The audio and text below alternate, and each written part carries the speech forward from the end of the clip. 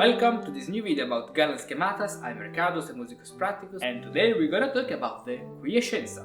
Before starting, subscribe to this channel, activate the bell, and I've prepared for you a PDF that is a summary PDF with all the elements I'm gonna talk about in this video. How the quiescenza is composed, all the variants of the quiescenza, and the musical example. You can download it from my Patreon. And now, let's start with the video. Get the most out of this video. A useful tool, summarized explanations and examples, so you don't miss anything. A practical tool, all in one sheet, at your fingertips, on paper, smartphone or computer, wherever you want. An ancient instrument, build your personal zibaldone. This video is accompanied with a PDF document I've prepared for you, which you can download by becoming my patron. Furthermore, with your important small monthly contribution, you help you and me to have much more content and to be able to provide you with more professional filming and editing. So go to the description of this video, click on the link and get your PDF. The quiescenza with the Romanesca is one of the most popular opening patterns in the Galant style. The quiescenza is not only an opening pattern because we can find it as a conclusion pattern, as a final pattern. The quiescenza is composed on a bass that is the first degree of the scale, in this case C major. And against this bass we have a little melody with 8 or 1, then 7 with a flat, then 6, then 7 without a flat, and 1. This is like a melody against the bass, with which they form the harmony of the quiescenza. Let's see it. So the harmony is a 3-5 chord, then we have the 7th chord with the flat in this way, then we have a 4-6 chord, then a 2-4-7 chord, and finally 3-5 chord. This is the quiescenza.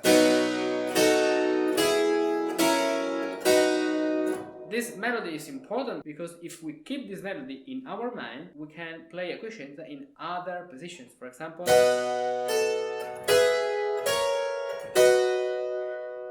but if I know and I keep in my mind this melody, it's easier for every key. In the minor mode, it works in the same way. 3 and 5 chords, then sharp and 7 chords, because we need now the third with a sharp, then 4-6 chords, and then the 2, 4 and 7 with a sharp chord. In this way, we have the melody here, and you can use the melody also in the middle voice.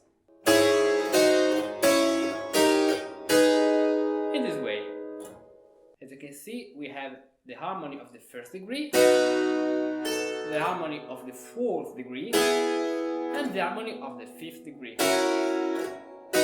These are the 3 harmonies we can use on the first degree. A little variant of the quiescenza is what I call short quiescenza. I call this short quiescenza because we don't have the 7th chord as the 2nd chord, but we have a melody like 5, 6, 7, 8, in this way. We have the harmony of the 1st degree, 3-5 chord, then the harmony of the 4th degree, 4-6 chord, and then the harmony of the 5th degree, 2-4-6 chord, and finally the resolution. The same in the minor mode. We can use the sharp for having the melodic ascending scale, but this sharp actually belongs much more to the major key than the minor key. So, because this is a structure, the harmony structure of the quiescenza, when we have figurations and diminutions, we find the natural F, in this case, or natural 6th degree. There is also a third variant of the quiescenza, that is the dark quiescenza. It is a common quiescenza with only the difference that we have a diminished chord on the penultimate one. in this way.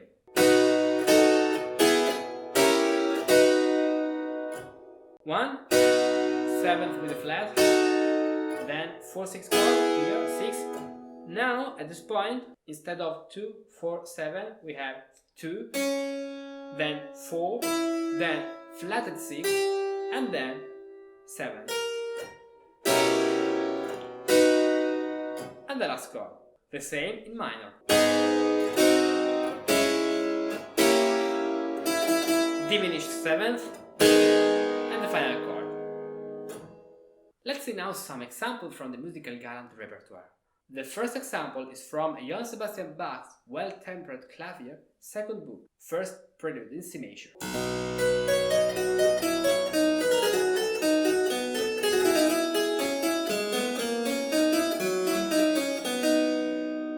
Okay, we have here a great example of this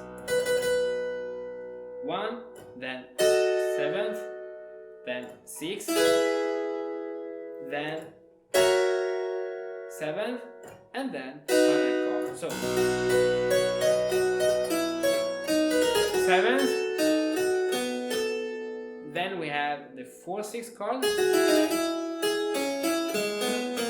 then we have the harmony of the 5th degree, so 2/4/7 chord, and the final chord. The second example is again from Johann Sebastian Bach's Well-Tempered Clavier, Book 2, D minor Prelude number 6.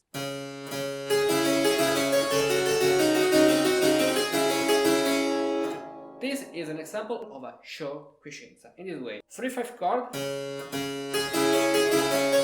then 4/6 chord, and then 2/4/7 chord, and final chord. So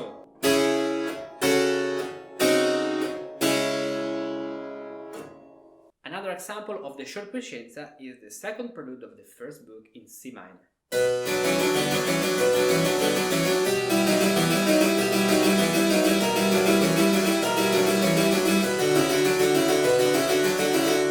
We have the chord on the 1st degree, then the chord of the 4th degree, 4/6 chord, and then the 2/4/7 chord. We have here the dark quiescenza with 2, 4, flat 6 and 7th, in this way, and then the last chord. So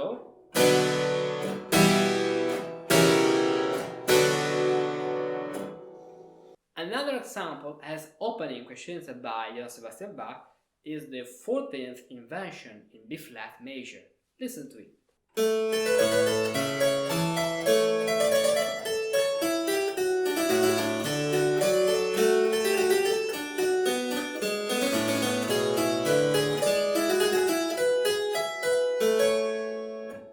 As you can see, we have the bass, that is a long B flat. Then we have a middle voice that is 5, 6, and 7, and 1. So 5, 6, 7, 1 in the arpeggio of the bass, and the melody 1, flat 7, 6, and 7 in the upper voice with diminutions.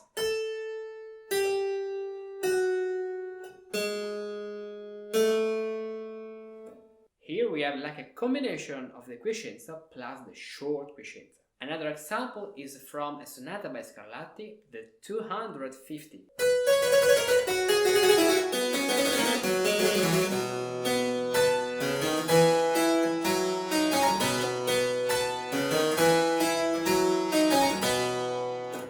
In this sonata, we have the bass, 1, 1, and 1. Then we have the melody, flat 7, 6, 7, and 8, or 1. Another example of the quiescenza is from a violin sonata by Labbe.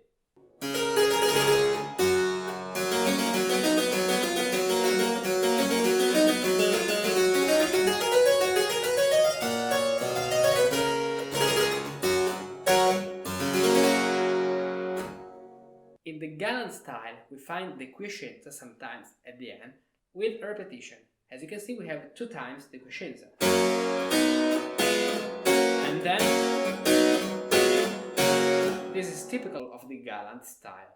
A really interesting example of the quiescenza is in this sonata by Leduc, because in this sonata we don't have the first degree in the bass.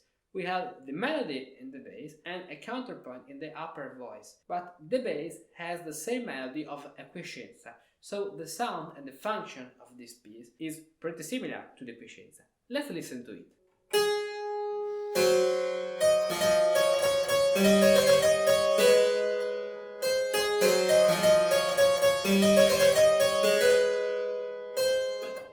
As you can listen, we have 7, 6, then 7, 1, 7, 6, then 7, and 1.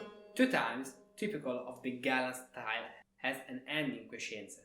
Now, let's play this excerpt, but with the bass on the first degree, adding so a third voice.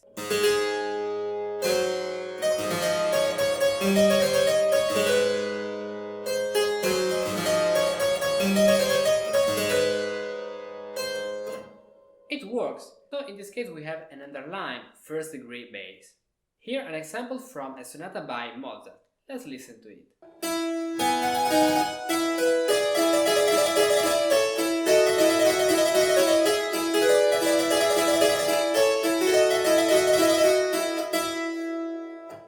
We have a first degree bass, F, we have a melody, 1, 7 with flat, 6, 7 with a flat, 1.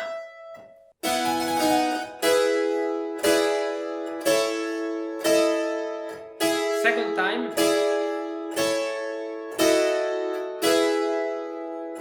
And now the last example from another sonata by Mozart.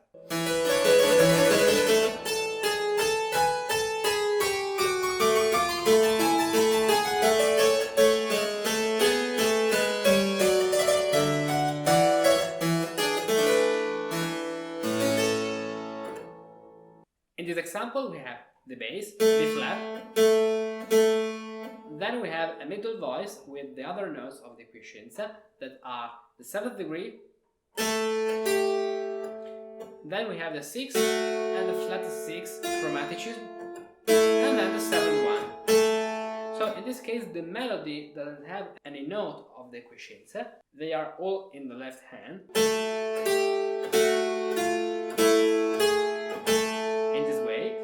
And the right hand in this sonata plays only a melody, according to the motivic elements of this sonata.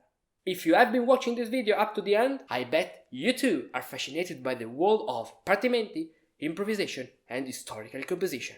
For us musicians of the 21st century, it's important and fundamental to know these techniques, and the way in which the great masters of the past used them artfully to compose the extraordinary music we play today. If you master these patterns, you can better understand and interpret what you play. You can compose new music based on these patterns, and you can improvise new music from scratch because you know the grammar of this musical language. For that, I created Improvisation Elements, a set of several improvisation exercise videos, for each of which you can download a PDF to practice whenever you want. Improvisation Elements is an ambitious project and is reserved for those who support my work on Patreon. Every week I upload new Improvisation Elements videos on different topics, sequences, scales, cadences and more. All these videos are organized at the following page. So now subscribe a membership on Patreon, choose the exercise you want to practice and become an improviser.